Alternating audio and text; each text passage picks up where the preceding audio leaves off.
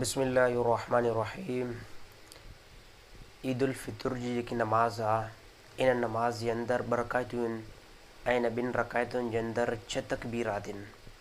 पहिरीं रकायत जे अंदरि 3 तकबीरात ऐं अहिड़ी तरह ॿी रकायत जे अंदरि बि 3 तकबीरात। पहिरीं रकायत जे अंदरि तकबीरात ईअं त पहिरियों सभ खां पहिरियां नमाज़ जी तकबीर तहरीम जेकी आहे पेश कई वेंदी। अल्लाहु अकबर चई करे हथ ॿधाया वेंदा। इन खां बाद में सना पढ़ी वेंदी। इन खां बाद में पेशमाम 3 मरतबा तकबीरा चवंदो। अल्लाहु अकबर हथ पंहिंजा हेठि कया वेंदा आहिनि। इन खां बाद में वरी पेशमाम तकबीर चवंदो अल्लाहु अकबर।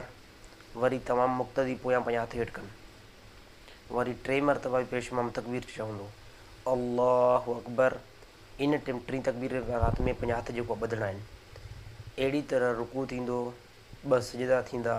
वरी जेको आहे पेशमाम मथे क़याम में बीहंदो। वरी जेको आहे सूरत फ़ातिह पढ़ी वेंदी, उन सां गॾु ॿी सूरत मिलाई वेंदी।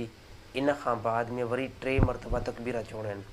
अल्लाहु अकबर हथ पंहिंजा हेठि करणा आहिनि। वरी अल्लाहु अकबर हथ पंहिंजा हेठि करणा आहिनि। वरी चवणो आहे अल्लाहु अकबर हथ हेठि करे चौथीं तकबीरा जेकी लॻाई वेंदी उहा रुकू जी लॻाई वेंदी।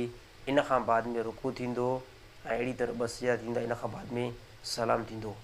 नमाज़ तकबीरात जो आसान ख़ुलासो इहो आहे त पहिरीं रकायत जे अंदरि 3 तकबीरात जेकी चयूं वञनि थियूं उहे सूरत फ़ातिह ऐं सूरत खां पहिरियां लॻायूं वेंदियूं ऐं अहिड़ी तरह ॿी रकायत जे अंदरि सूरत फ़ातिह ऐं ॿी सूरत मिलाइण खां बाद में 3 तकबीरात चयूं वेंदियूं।